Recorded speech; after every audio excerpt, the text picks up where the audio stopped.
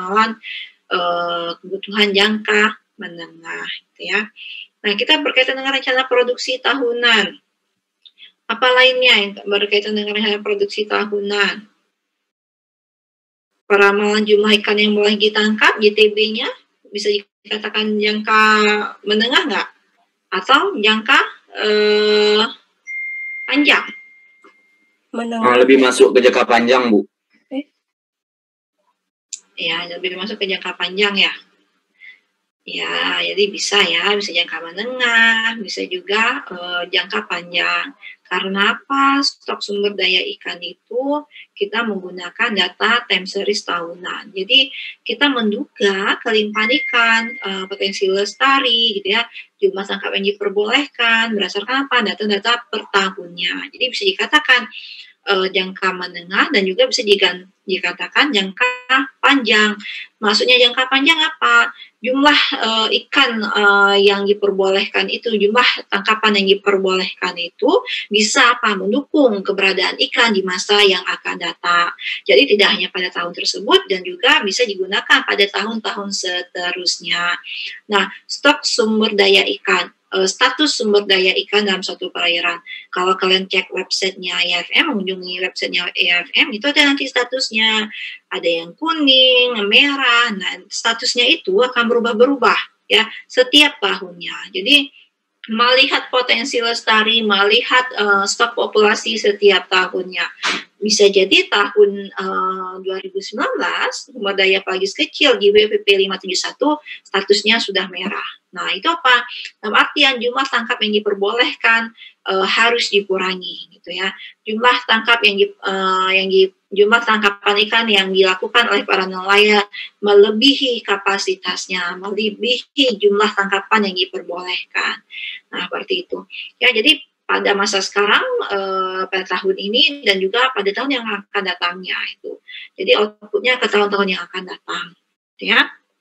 Nah, kemudian ada perencanaan jangka panjang, ini untuk lebih dari 1 tahun ataupun 2 tahun ke depan. Nah, ramalan berkaitan dengan perencanaan produk baru disesuaikan dengan perubahan pasar, membangun fasilitas baru ataupun menjamin pembiayaan jangka panjang.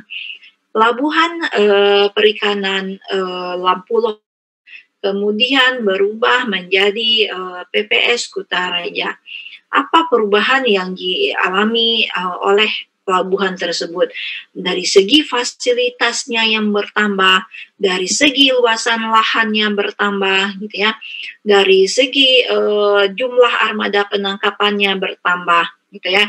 Jadi ramalan ini berkaitan dengan perencanaan produk baru disesuaikan dengan apa? Dengan kondisi saat ini, gitu ya, kondisi saat dilakukan perubahan tersebut, gitu ya. Jadi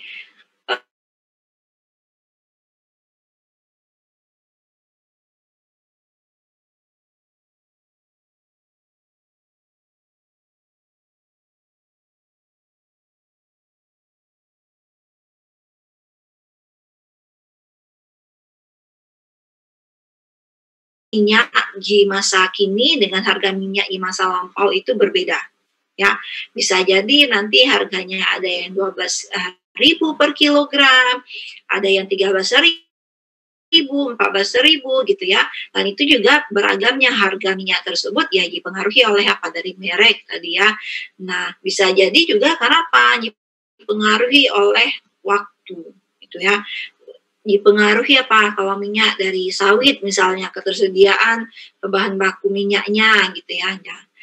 Ketersediaan bahan baku minyak akan mempengaruhi harga minyak dan akhirnya harga minyak ini akan mempengaruhi harga apa? Keripik pisang ini.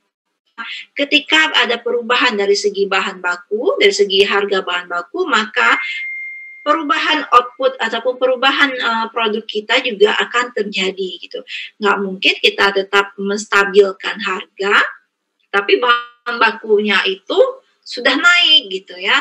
Nah, kita harus mempertimbangkan waktu kita harus mempertimbangkan tenaga kita. Nah, dalam suatu usaha tentunya ada hal-hal yang tersebut yang memang harus kita perhatikan. Jangan nanti antara kita katakan bahwa, perbandingan ataupun selisih antara nilai jual dengan nilai modalnya itu ada ya, tapi sedikit.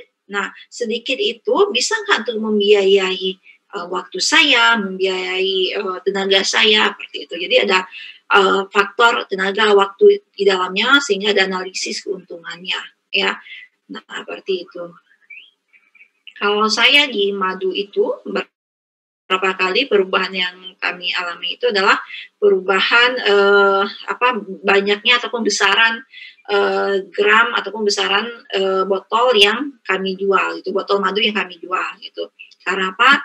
Awalnya kami memiliki botol yang bisa memuat 500 gram madu.